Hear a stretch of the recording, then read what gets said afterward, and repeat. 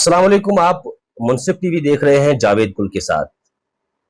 तनाज़ात, कानूनी चाराजोई और बिलाखिर तलबा व तालिबात और उनके वालिदैन के इंतजार के बाद नीट 2026 के नताइज मंजराम पे आए। कमोबेश 23 लाख तलबा व तालिबात ने इसमें हिस्सा लिया और उन्हीं तलबा व तालिबात में से 138 ऐसे तलबा व तालिबात हैं जिन्होंने 690 नंबरात हासिल करके सर फिरिस्त होने का एजाज जो है अपने नाम किया। उनमें से एक बच्ची जो है हमारे साथ शरीकी गुफ्तगू है, हादिया निसार इनका नाम है।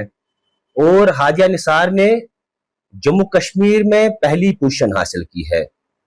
ये सिर्फ अनंतनाग के लिए नहीं बल्कि पूरे जम्मू कश्मीर के लिए एक एजाज है, एक मिसाल है उन बच्चों के लिए जो कहते हैं कि शायद उनसे नहीं हो पाएगा। हादिया निसार ने साबित कर दिया है कि हम में वो हुनर है, हम में वो हौसला है, हम में वो ताकत है कि हम पूरे हिंदुस्तान में अपने काबिलियत का लोहा मनवा सकते हैं। हादिया निसार, आपका खैर मकदम करते हैं। सबसे पहले आपके वालिदैन को और आपके अहल खाना को बहुत बहुत मुबारकबाद। क्या आपको लगता था कि आप वाकई ये पोजीशन हासिल कर पाएंगे? जी, मेहनत तो डे वन से थी, तो डेफिनेटली आइडिया था कि कुछ तो करना है, मतलब कुछ टॉप 100 में तो आना ही है। एंड अल्हम्दुलिल्लाह जब वो श्योरिटी आ जाती है रिजल्ट के बाद, तो वो तो अलग ही लेवल की खुशी होती है उस टाइम। जब आपने सुना कि नताइज मंजराम पे आए हैं, सबसे पहले रिएक्शन क्या आपकी रही कि जब आपने सुना कि मैं टॉप कर चुकी हूँ? एक तो पास होना, दूसरा टॉप करना पूरे जम्मू कश्मीर में, सबसे पहले रिएक्शन क्या रही आपकी? पहली रिएक्शन ऑब्वियसली शॉक की थी, क्योंकि एक्सपेक्टेड नहीं था इतना लेट रिजल्ट आएगा।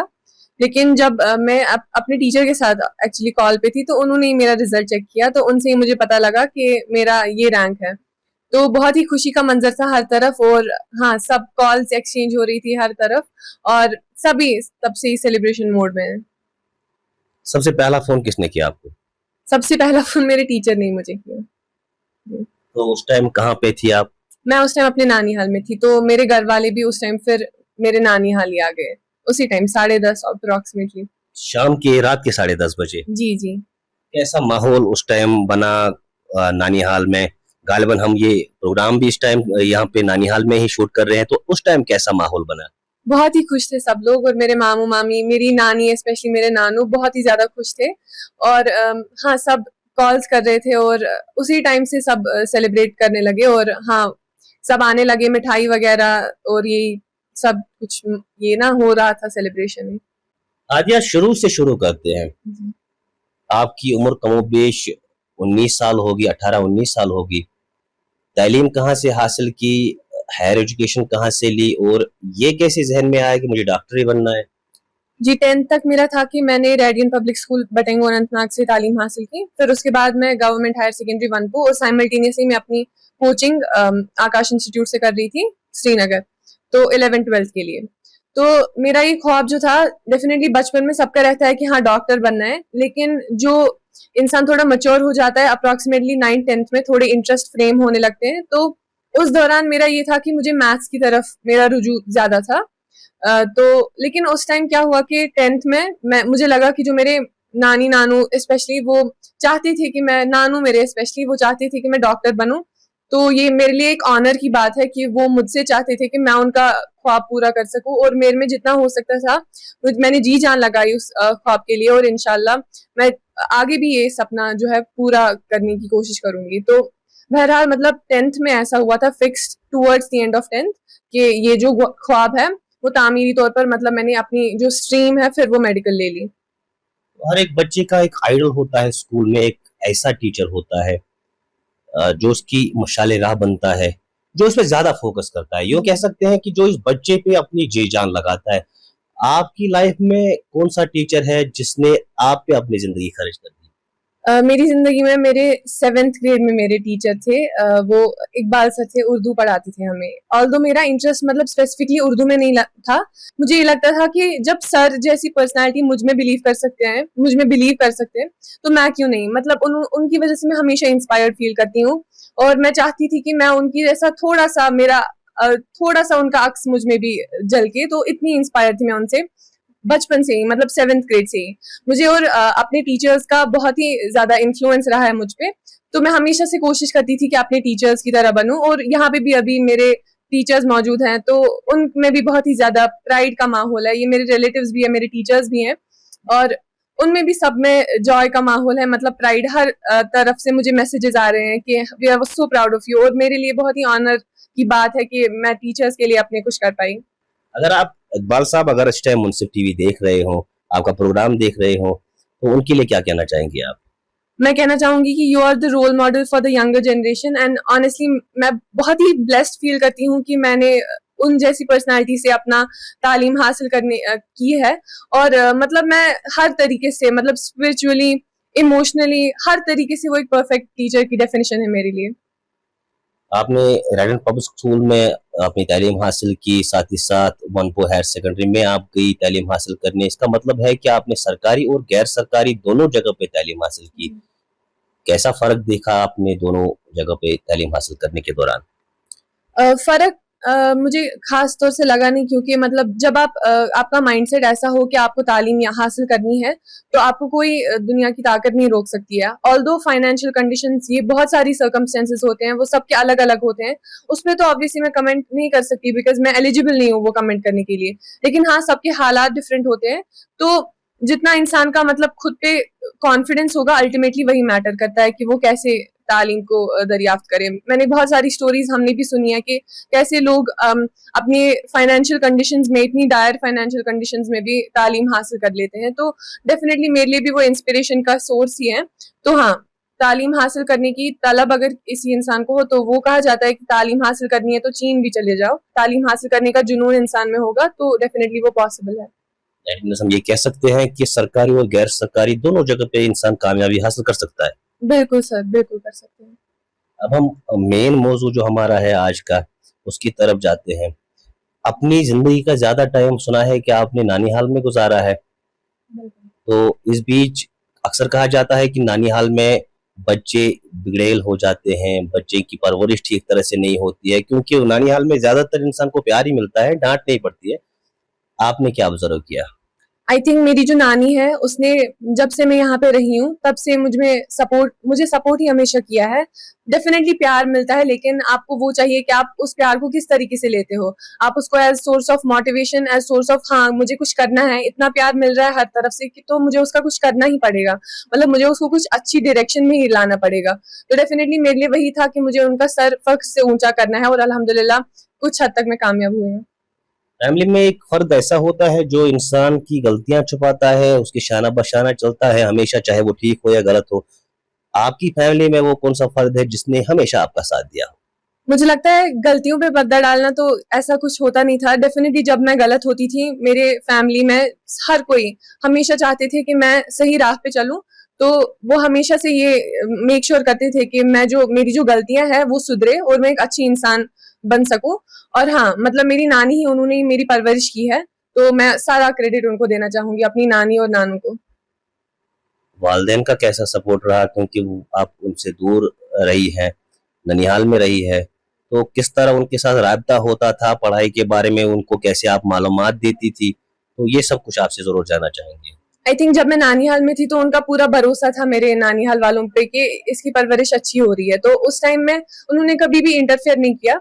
लेकिन हाँ, जब मैं पढ़ाई कर रही थी 11th-12th में, तब मैं घर से दूर थी, तो तब मेरी जो मम्मा है वो हमेशा से कॉल करती रहती थी कि कैसा दिन गया मेरा, कि कुछ अलग हुआ आज, कुछ क्लास में क्या हुआ, तो सब कुछ वो उसका मेरा हाल पूछती रहती थी। और उससे हाँ, इंसान थोड़ा रिलीव हो जाता है, ये लगता है कि हाँ मुझे कोई पूछने वाला है, और मतलब थोड़ा इंसान काम माइंडेड हो जाता है। और हाँ, मेरी बहन भी मेरे साथ घंटों घंटों बात चलती थी, तो उस वजह से मतलब थोड़ा इंसान रिलीव हो जाता है, kind of out of the mindset भी जाता है, क्योंकि आप जब से पढ़ाई, फिर पढ़ाई पढ़ाई पढ़ाई हो जाता है, तो इंसान थोड़ा आउट ऑफ जोन भी चला जाता है, थोड़ा हो जाता है stress out about the studies. तो हाँ, स्टडीज से दूर थोड़ा लेने के लिए मेरे घर वाले हमेशा मुझे थोड़ा फन और चिल्ड आउट बातें में लगाने की कोशिश करते थे। स्टडी का टाइम टेबल क्या रहता था आपका, पढ़ाई का? क्योंकि अक्सर देखा गया है कि इस तरह के एग्जाम के लिए तैयारियां होती है, उसमें इंसान ज्यादा पढ़ता है, घंटों पढ़ता है, रात भर पढ़ने के लिए बैठ जाता है। आपका टाइम टेबल क्या रहा है? मैं हमेशा से इसमें बिलीव करती हूँ कि हर एक पर्सन डिफरेंट होता है, तो ये जरूरी नहीं है कि आप स्पेसिफिकली किसी का रूटीन कॉपी करोगे तो you have guaranteed success. It's not important. What is important is आप खुद को रिकग्नाइज करो आपके लिए क्या वर्कआउट करता है. फॉर मी पर्सनली क्या वर्कआउट किया कि 11th में मैं थोड़ा एक्सपेरिमेंट कर रही थी डिफरेंट मटेरियल्स के साथ, डिफरेंट बुक्स के साथ, लेकिन बाय 12th वो थोड़ा सा मैप आउट हो गया था कि हाँ these things work out for me. तो जब 12th में वो हो गया तो हाँ तब से तो रूटीन मतलब ऐसा एज सच कोई रूटीन स्पेसिफिक नहीं था. Every day was different than the next one. तो क्या होता था कि कभी मैं सुबह सर्व करती थी अपना टाइम पढ़ाई में, कभी शाम को. It was all dependent on the weather, other conditions and everything else. तो ऐसा कुछ फिक्स शेड्यूल नहीं रहा है बचपन से ही, मतलब फ्रॉम 11th इटसेल्फ. लेकिन हाँ मतलब ऐसा था कि हर दिन प्रोडक्टिव होना चाहिए, वो मेरा मोटिव रहता था. अक्सर बोला जाता है कि पढ़ाई के लिए जो बेहतरीन टाइम होता है, मखसूस टाइम होता है, वो सुबह का टाइम होता है, क्योंकि इंसान फ्रेश फील करता है और याददाश्त अच्छी रहती है. आपका क्या मुशाहिदा रहा है इसमें? मैंने ट्राई किया था 1 महीने के लिए, लेकिन उस टाइम पे बहुत गर्मी थी तो उस वजह से मैं सुबह जल्दी उठती थी. हाँ उस टाइम मैं ठीक से पढ़ पाती थी, लेकिन मेरा ओवरऑल जो रूटीन रहा है, मैं ज्यादा लेट नाइट ही प्रेफर करती हूँ स्टडी के लिए. As I said earlier, it's not something कि आपको सुबह ही उठ के पढ़ाई करनी है या आपको शाम तक लेट पढ़ाई करनी है. What works for you, work with that. Don't follow anyone else. अपने लिए एक्सपेरिमेंट करो, आप दोनों ट्राई करो. आपके लिए सुबह बेहतर रहता है या शाम को बेहतर रहता है. और किसी पे ऐसे ट्रस्ट मत करो कि हाँ ये मुझे बोल रहा है कि सुबह पढ़ो तो सुबह ही पढ़ना है. जो आपके लिए वर्क करता है, जो आपके लिए सूटेबल है, अगर आप हाँ फ्रेश माइंड फील करते हो, वेल एंड गुड. अगर आप नहीं करते हो तो it's also okay, you can work till late at night. और यू कांट लाइक दिन में भी आपके जो आवर्स मिलते हैं उसको मैक्सिमाइज कर दो. तो it definitely depends on you, आप उसको कैसे यूटिलाइज करना चाहते हो. कुछ भी आपके लिए जो वर्क करता है वही आपके लिए बेस्ट रहेगा. हाजिया निसार के साथ हमारी गुफ्तगू जारी रहेगी. यहाँ पे लेते हैं एक छोटा सा ब्रेक. ब्रेक के बाद हम मुख्तलिफ मौज़ूआत पर बात जरूर करेंगे.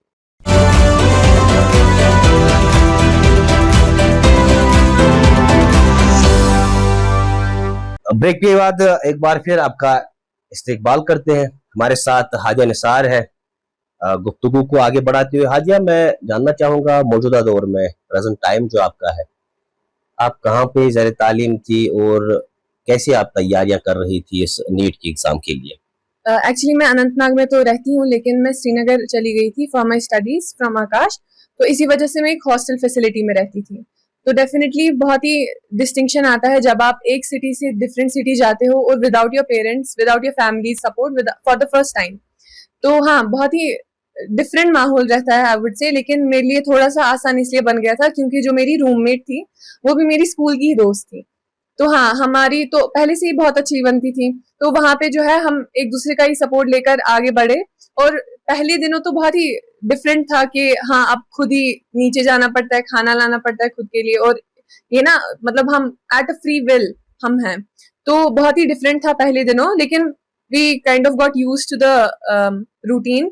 तो उसके बाद से तो हाँ ठीक रहा फिर उसके बाद.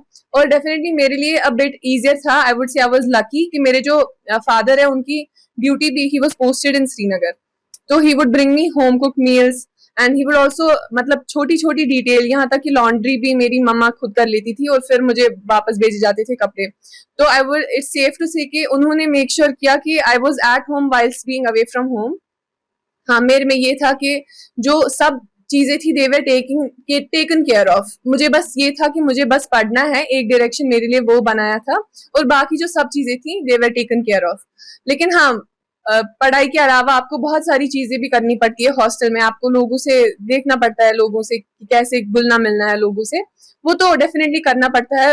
And over the course of time वो हो ही जाता है. तो मेरे लिए मेरी पढ़ाई प्रायोरिटी थी, तो मैंने उसी को पूरे तौर पे प्रायोरिटाइज किया गया. आपने हॉस्टल में कितना टाइम गुजारा अपना? बिल्कुल मैंने 2 साल तो डेफिनेटली हॉस्टल में ही दिया है, पूरा 2 साल. हॉस्टल की लाइफ, जैसे हमें पता है कि हॉस्टल की लाइफ थोड़ी डिफिकल्ट होती है, टाइम टेबल का पूरा ख्याल रखना होता हाँ. है, आधा घंटा लेट हो जाए तो खाना नहीं मिलता है. क्या दौर हाजिर में भी ऐसा कुछ होता है हॉस्टल में? जी, बिल्कुल, मैं लेकिन ब्लेस्ड थी कि जो मेरी हॉस्टल फैसिलिटी थी, वो बहुत ही ज़्यादा अच्छी थे। वहाँ पे जो हमारे अंकल थे, वो हमेशा से मतलब वो हमें ट्रीट करते थे एज़ देयर ओन डॉटर्स। तो वो बहुत ही मतलब अच्छा था, सिक्योरिटी फुल ऑन थी और उसके बारे में तो ज़्यादा कुछ करना नहीं पड़ा हमें हॉस्टल के बारे में और हाँ, खाना डेफ़िनिटली खाना पड़ता है एट अ फिक्स टाइम। तो रूटीन में इनकॉर्पोरेट करना ही पड़ता है आपको, थोड़ा फ्लेक्सिबल तो होना ही पड़ता है। अगर आप डिफरेंट सिटी आए हो, थोड़ा sacrifices have to be made and willingly so, क्योंकि आप अब आए हो डिफरेंट सिटी, आपको करना है सैक्रिफाइस थोड़ा, आपका जो शेड्यूल है, आपका जो फ्री विल है, उसको सही तरीके से यूज करना है। I think that is the most important part. जब आप अपने घर वालों से दूर हो, नजरों से दूर हो उनके, तो ये जरूरी नहीं है कि आप गलत कामों की तरफ रुजू करें, क्योंकि उस टाइम पे आपको अपने दिमाग से ये सोचना है कि मतलब मैं अपनी घर वालों से दूर हूँ लेकिन उनका फुल भरोसा है मुझ पे, तो उस भरोसे का ध्यान रखते हुए आपको मूव करना है फॉरवर्ड और अपने काम की तरफ जी जान लगा देनी है। हॉस्टल में एग्जाम की तैयारी करना और घर में एग्जाम की तैयारी करना, कितना फर्क आपको लग रहा है कि बेहतर घर में हो सकता है या फिर हॉस्टल में हो सकता है? मेरे लिए आई थिंक एक ब्लेसिंग थी घर से दूर रहना, बिकॉज आपको घर में बहुत सारी मतलब ये देखना पड़ता है कि जो घर वाले हैं आपको एक्स्ट्रा प्यार भी दे देते हैं कभी कि चलो अब अभी नहीं पढ़ना है, बाद में पढ़ लो, या फिर कहीं जाना पड़ता है, कहीं पिकनिक वगैरह हो गया। आई थिंक मुझे चाहिए था कि मुझे एक काम पीसफुल एनवायरनमेंट मिले, जो मुझे वहां पे मिला था। हमारी एक ऐसी लोकेलिटी भी थी जहाँ पे वो पीसफुल एनवायरनमेंट था, तो मेरे लिए हमेशा से यही मैटर करता था, एक पीसफुल सराउंडिंग होनी चाहिए। तो मैं अपना टाइम जो है मैं अपने तरीके से जब अपने शेड्यूल पे वर्क करूं, तो वो मेरे लिए बेस्ट सूटेड रहता था, तो वो मुझे वहां पे मिला, फ्री विल मेरे लिए मेरे पास थी। तो इसी वजह से मैं थोड़ा सा फ्रीडम जब मेरे पास था, तो मैं अपने काम को अपने तरीके से मतलब अपने टाइम को अपने तरीके से यूटिलाइज करना बेहतर समझती थी। अच्छा, इंटरनेट और तैयारी कैसा रोल निभाता है मौजूदा दौर में? इंटरनेट का इस्तेमाल, सोशल मीडिया का इस्तेमाल, और कई लोगों का ये भी कहना है कि आप सोशल मीडिया को छोड़ के तैयारी बेहतर कर सकते हैं। आई थिंक वो अगेन मैं कहूंगी कि आप पे डिपेंड करता है, सेल्फ कंट्रोल जो है। अगर आपका कंट्रोल आपको लगता है बहुत ही अच्छा है, बहुत ही अच्छे लेवल का है कि हाँ, अगर आप सोशल मीडिया इस्तेमाल भी कर रहे हो लेकिन आप अपने में ठान लोगे कि मुझे बस आधा घंटा ही इस्तेमाल करना है, फिर आप बंद कर लोगे, तो वेल एंड गुड, आप कर सकते हो यूज, है ना। लेकिन मेरे लिए नहीं था, मुझे लग रहा था कि जब मैं सर्फ करती हूँ उस पर टाइम, तो मेरा बहुत ज्यादा टाइम वेस्ट हो जाता है, तो इसी वजह से मैंने अवॉइड ही किया। मुझे जब लगा कि ये एक्सेस हो रहा है, तो मैंने डिलीट ही कर दिया सारा सोशल, मतलब सारा तो नहीं, स्नैपचैट मुझे लग रहा था, मुझे लग रहा था खुद के हिसाब से कि टाइम जा रहा है मेरा उधर, तो मैंने डिलीट कर दिया। तो आपको भी ये हार्श स्टेप्स लेने ही पड़ेंगे, मतलब अगर आपको डिसाइड करना है कि मुझे कुछ करना है किसी फील्ड में, तो sacrifices have to be made. It's a harsh truth, लेकिन sacrifices have to be made of any sort. लेकिन हाँ, व्हाट्सएप मैंने यूज किया है for contacting my friends, my family, my teachers, और मैंने यूट्यूब भी यूज किया है। YouTube I use to not watch for पढ़ाई स्टफ, लेकिन मैं थोड़ा सा एंजॉयमेंट के लिए यूज करती थी। लेकिन excess of everything is bad, right. तो इसी वजह से मतलब आप इन शेड्यूल अगर आप इनकॉर्पोरेट कर दो आपके हिसाब से, अगर आपको लग रहा है कुछ फ्री टाइम बच रहा है तो आप यूज कर सकते हो उसमें, तो करो आप यूज। अगर नहीं बच रहा है तो जरूरत नहीं है उसकी। मतलब अगर आपकी ऑनलाइन एजुकेशन है तो definitely you have to use social media और whatever, like those platforms, online platforms. लेकिन मैं ऑफलाइन ही कर रही थी कोचिंग, तो मुझे ऐसा कोई नीड पड़ी नहीं। हॉस्टल लाइफ में अक्सर देखा गया है कि बच्चे बिलखुसूस कम उम्र में बिगड़ेल हो जाते हैं। आप क्या राय रखती है इस बारे में? आई थिंक दो सेट्स ऑफ स्टूडेंट्स भी होते हैं हॉस्टल में, मतलब जो अपनी जी जान से मेहनत कर रहे होते हैं और मतलब जो कभी डिस्ट्रैक्टेड फील कर जाते हैं, मतलब बहुत छोटी उम्र होती है तो टीनेज में इट्स नेचुरल कि आप थोड़ा पाथ हो जाता है इधर उधर। लेकिन द फैक्ट दैट दो students, set of students exist करते हैं, that is the testament itself कि मतलब इट्स योर ओन डिस्क्रिशन, आप खुद डिसाइड कर सकते हो आप किस पाथ पे चलोगे। तो या तो आप राइट ट्रैक पे पढ़ोगे चलोगे, या तो साइड ट्रैक हो जाओगे। तो वो आपकी ओन विल है, आपका ओन विल पावर है जो उसको फ्यूअल कर सकता है आपकी जर्नी को। तो सिंस दो students, types of students exist खुद कर रहे हैं, तो वो हमें बोलता ही है कि आप खुद ही कर सकते हो डिसाइड कि आपको किस पाथ पे चलना है, किस राह पे चलना है। तो हाँ, आप खुद में अगर आपका पैशन उतना स्ट्रांग है, तो it will not side track you, you will never be side line from your journey. तो आप कर सकते हो अपने जो आपका पैशन होगा, अगर आपका पैशन आपको ड्राइव कर रहा है, अगर आपका एंथुजियाज्म आपको ड्राइव कर रहा है, तो वही एनर्जी आपको ले जाएगी आपके गोल के करीब। अब आप डॉक्टर सिलेक्ट हो गई है, आपने न सिर्फ अनंतनाग बल्कि पूरे जम्मू कश्मीर का नाम रोशन किया है। तो मुस्तकबिल के लिए क्या तैयारी है? कौन सा कोई मखसूस फील्ड जो आप इसमें कोई मखसूस सब्जेक्ट जो आप अब अपनाना चाहेंगी? अ, जी, मतलब अभी तो यही है गोल कि आगे जाकर एमबीबीएस जो करना है वो स्मूथली चला जाए सब कुछ। और ऐसी कोई फील्ड डिसाइडेड नहीं है, मतलब लेकिन हाँ, जब हम लोग दोस्त लोग बात करते थे तो हमेशा से ये मेरा रहता था कि न्यूरो सर्जरी की तरफ मेरा थोड़ा इंक्लिनेशन रहता था। तो हाँ, अभी we'll explore other options also, लेकिन अभी के लिए तो मेरे लिए जैसे लग रहा है कि neurosurgery might be a better fit for me. Neurosurgery ही क्यों? बहुत सारे एक वसी मैदान है। जी, बिल्कुल, लेकिन मेरा एक स्पेसिफिकली इंटरेस्ट रहा है हमेशा कि how the human brain works. ये बहुत ही फैसिनेटिंग ऑर्गन है, मतलब आप इतने सारे काम को, मतलब कुछ आपके बैक ऑफ द माइंड चल रहा है लेकिन आप वो सोच नहीं रहे हो। आपके ड्रीम्स ऐसे आते हैं तो वो, मतलब वो इंसेप्शन हो जाता है आइडियाज़ का डिफरेंट का। तो वही, मतलब मेरे लिए एक बहुत ही फैसिनेटिंग चीज़ रहा है बचपन से ही कि how does it actually work और कितने सारे राज़ छुपे हैं ह्यूमन ब्रेन में। तो वही बहुत ही इंटरेस्टिंग और उसी के बारे में क्यूरियोसिटी है, तो इसी वजह से शायद। अक्सर देखा गया है कि डॉक्टर बनने से पहले, न सिर्फ डॉक्टर बल्कि बहुत सारे शोबे ऐसे हैं, आईएएस आईपीएस बनने से पहले इंसान के जहन में होता है कि मैं बन जाऊं एक बार, फिर तो मैं माहौल चेंज कर दूं। डॉक्टर के बनने के बाद सभी के जहन में होता है कि मैं गरीबों का फ्री इलाज करूं, अपनी सर्विस बहुत अच्छे से दूं। क्या वाकई सिलेक्ट होने के बाद भी ये जज्बा जारी रहता है? बिल्कुल, मेरे लिए जज़्बा जारी है, इंशाल्लाह आगे भी जारी रहेगा। और ऑब्वियसली होना चाहिए ये जज़्बा, सब में ही होना चाहिए क्योंकि हम ह्यूमैनिटी को ही सर्व करने के लिए बने हैं। तो अगर हम उसी काम ना आए तो फिर हम किस काम के हैं? तो इसी वजह से ये जज़्बा तो डेफ़िनेटली आई थिंक इंक्रीज़ ही होना चाहिए सिलेक्शन के बाद, न डिक्रीज़ नहीं होना चाहिए। और पुरज़ोर मैं करूँगी कोशिश कि मेरी जो ये तालीम है किसी लोगों की मदद ही आए। और हाँ, मैं, मेरी तरफ से पूरी कोशिश रहेगी कि मैं I am able to serve the humanity to my utmost capacity. बहुत सारे ऐसे बच्चे भी हैं जिनको बाय फोर्स किसी शोबे की तरफ, किसी प्रोफेशन की तरफ धकेला जाता है, वालिदैन की तरफ से, रिश्तेदारों की तरफ से कि नहीं आपने यही करना है, इंजीनियर बनना है तो इंजीनियर ही बनना है, डॉक्टर बनना है तो डॉक्टर ही बनना है। हालांकि वो ज़हनी तौर इसके लिए तैयार नहीं होते हैं। ऐसे क्या ऐसे बच्चे वाकई कामयाब हो पाते हैं? आई थिंक किसी को फोर्सफुली रखना किसी चीज़ में, अगर वो कामयाब हो भी जाते हैं लेकिन eight the end of the day वो खुद के लिए तो कामयाब नहीं हुए। मतलब अगर उनका कुछ जज़्बा है ही नहीं तो आई थिंक वही चीज़ फिर करप्शन की तरफ भी बढ़ जाती है कि अगर मेरे में तो ये चीज़ था ही नहीं कि मुझे इसकी तरफ जाना है, तो आई थिंक वही टर्न आउट होता है towards corruption and other illegal things. तो पेरेंट्स को भी अंडरस्टैंड करना चाहिए कि आखिर में उसी की ज़िंदगी है, उसको अपनी ज़िंदगी के साथ क्या करना है।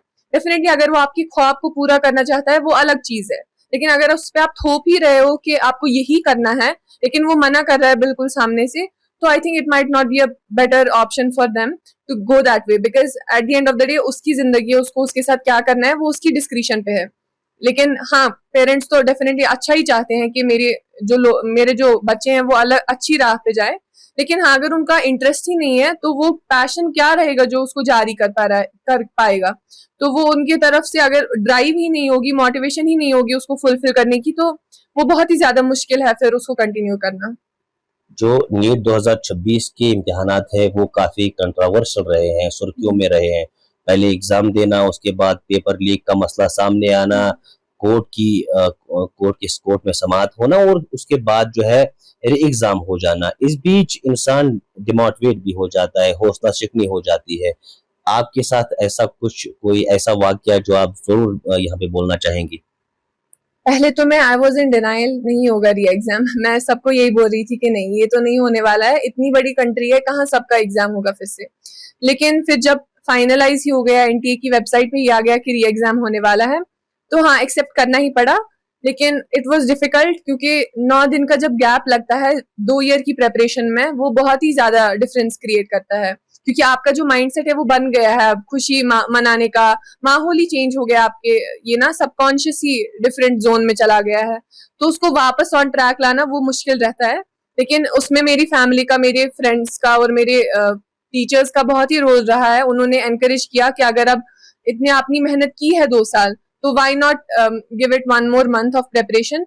तो वही मैंने फिर जारी किया कि मैंने फुल जोर से फिर से अपनी प्रेपरेशन को ट्रैक पे लाया और टेस्ट कंटिन्यू रखे, जिस मोमेंटम से मैं टेस्ट दे रही थी वही कंटिन्यू किया और अल्हम्दुलिल्लाह I was able to make it. पहली बार आपने इम्तिहानात में हिस्सा लिया, जो पहला पेपर हुआ जो फिर उसको रद्द किया गया, और जो दूसरा पेपर था, इन दोनों में से बेहतर कौन लगा आपको, पहला वाला या दूसरा वाला? आई थिंक जो डिफिकल्टी ऑन एब्सोल्यूट टर्म्स की बात की जाए, उसके बेसिस पे पहला paper was easier, the questions were more straightforward than जो दूसरा पेपर हुआ था। लेकिन मेरा स्कोर भी पहले वाले में ज्यादा था, 705 था। लेकिन मेरी जो मिस्टेक्स हुई थी, दे वर सिली मिस्टेक्स, एंड वो मेरे से बहुत ही अजीब गलतियां हो गई थी। लेकिन फिर मेरे टीचर्स ने भी कहा कि चलो कोई बात नहीं उस टाइम, लेकिन पता था कि रैंक बहुत पीछे चली जाएगी। अप्रॉक्स आई वाज एक्सपेक्टिंग 500 तक चली जाए, 600 700 तक रैंक पहले वाले पेपर में। तो हाँ, लेकिन उसके बाद जब रीनीट का ये हुआ कि ऐलान हुआ, अनाउंसमेंट हो गया, तो मुझे लगा कि शायद this is an opportunity for me to shine again, maybe this is my time, खुदा ने मेरे लिए दूसरा रास्ता शायद खोला है। तो I took it in that outlook, मैंने थोड़ा पॉजिटिव सोचने की कोशिश की। तो हाँ, जब 690 आए तो मुझे लगा था कि बेहतर हो सकता था बेहतर, क्योंकि मेरे फिर से सिली मिस्टेक्स हो चुके थे। बट उस टाइम पे मुझे लगा कि ये किस्मत में लिखा हुआ है, and it's definitely better than scoring 705 in the previous paper. मुझे टीचर्स यही बोल रहे थे कि इस पेपर का 690 उस पेपर के 705 से बेहतर है। तो एग्जाम में, क्योंकि जाहिर सी बात है कि सभी को पास होने वाले नहीं, क्वालिफाई करने वाले नहीं, बहुत से सारे बच्चे ऐसे भी है जो इसकी वजह से जिन पे हौसला शिकनी हो गई है, जो अब ये कहना शुरू हो गए हैं कि नहीं अब हम नहीं कर पाएंगे, एक बार कर लिया नहीं हो पाएगा, उन बच्चों के लिए क्या कहना चाहेंगे आप? अगर उन बच्चों के लिए मैं कहना चाहूंगी कि जो सेल्फ बिलीफ है वो पहला और मेन इंग्रेडिएंट है इस जर्नी के लिए। तो खुद पे भरोसा रखो। अगर आपके लोग जो है आपके साइड में वो आप पे भरोसा नहीं कर रहे हैं, तो एटलीस्ट आप खुद पे कॉन्फिडेंस लाओ। खुद पे हमेशा से ट्राई करो कि मेरे में जो पैशन था उसको खत्म ना होने दे। आपका जो ड्राइविंग फोर्स था वो था बिकमिंग अ सक्सेसफुल डॉक्टर, तो वो उसको जिंदा रखें। और ये है कि सबकी जर्नी सेम नहीं लगती है, सबके हालात डिफरेंट होते हैं, तो कभी किसी के साथ कंपेयर मत करो। अगर किसी का फर्स्ट अटेम्प्ट में निकला है तो इट्स नॉट नेसेसरी कि आपका ही फर्स्ट अटेम्प्ट में निकल जाए। सबकी जर्नी अलग अलग रहती है, तो उससे comparison is the thief of Joy. तो कंपैरिजन ना ही करे किसी की जर्नी के साथ, और पेरेंट्स के लिए भी यही रहेगा कि किसी को कंपेयर ना करे। दो बच्चे की हालात बहुत ज्यादा डिफरेंट है, इवन अगर वो सेम घर में भी पले बड़े हों, तो कंपैरिजन ना करे। और हाँ, work hard, keep your efforts, maximise your efforts. और ये है कि डायरेक्शन सही रहना चाहिए। मैं कल से यही बोल रही हूँ कि डायरेक्शन जो है आपका यूनिक डायरेक्शन होता है, और वो डायरेक्शन प्रोवाइड करने के लिए आपके टीचर्स, आपके मेंटर्स होने चाहिए जो आपको डायरेक्शन प्रोवाइड करे। क्योंकि अगर आप एफर्ट्स हर जगह लगा रहे हैं, वो कंपाउंड भी तो करने चाहिए, टुवर्ड्स द राइट कॉज भी होने चाहिए। तो वही कॉज जो है वो आपको प्रोवाइड करते हैं आपके टीचर्स, और उन पे ही भरोसा रखे, फुल कॉन्फिडेंस रखे खुद पे और अपने कंटेंट पे, अपने टीचर्स पे, एंड अल्हम्दुलिल्लाह अल्लाह ताला आपके साथ जो कुछ करेंगे अच्छा ही होगा। इख्तिताम पे अपने टीचर्स के लिए, अपने वालिदैन के लिए, और बिलखुसूस उनके लिए जिन लोगों ने आपका साथ दिया हो, आपके शाना बशाना रहे, उनके लिए क्या कहना चाहेंगे आप? आई थिंक मेरे से ज्यादा खुशी अभी उनके लिए है, क्योंकि वही ज्यादा खुशी का इजहार कर रहे हैं मेरे लिए। और डेफिनेटली जिन्होंने मेरी परवरिश की है डे वन से, मतलब जब से मैं पैदा हुई हूँ, उनके लिए तो सबसे बड़ी फख्र की बात है। या फिर मेरे जो उस्ताद हैं, असातिज़ा, सब में बहुत खुशी का माहौल है। और मैं उनका शुक्रिया अदा करना चाहूंगी, बिकॉज उनके बगैर तो मैं कुछ भी नहीं होती। उन्होंने ही है जो मेरा माइंडसेट तैयार किया है इसके लिए, और जो भी मुझ में है वो उन्हीं की वजह से है। तो हाँ, उन्हीं का शुक्रिया है, उन्हीं की सक्सेस है, उन्हीं का जीत है। मैं तो बस उसमें एक मेयर कंट्रीब्यूशन है मेरा कि मुझे बस पढ़ना था। जो बाकी उन्होंने एनवायरनमेंट क्रिएट किया था जिसमें मैं पढ़ सकती थी, वो तो उन्हीं की वजह से था। तो अल्हम्दुलिल्लाह, because of their efforts I am here. हाजिया, आपका बहुत बहुत शुक्रिया। ये हादिया निसार थी, जिन्होंने पूरे हिंदुस्तान में 99 रैंक जो है वो हासिल की, और जम्मू कश्मीर में ये टॉपर है। और ऐसे 138 बच्चों में से ये भी एक बच्ची है जिन्होंने सरफहरिस्त के तलबा व तालिबात में अपना नाम दर्ज करके न सिर्फ अनंतनाग बल्कि पूरे जम्मू कश्मीर का नाम रोशन किया है। आप मुनसिफ टीवी देखते रहिए, हमें दीजिए इजाजत। खुदा हाफिज।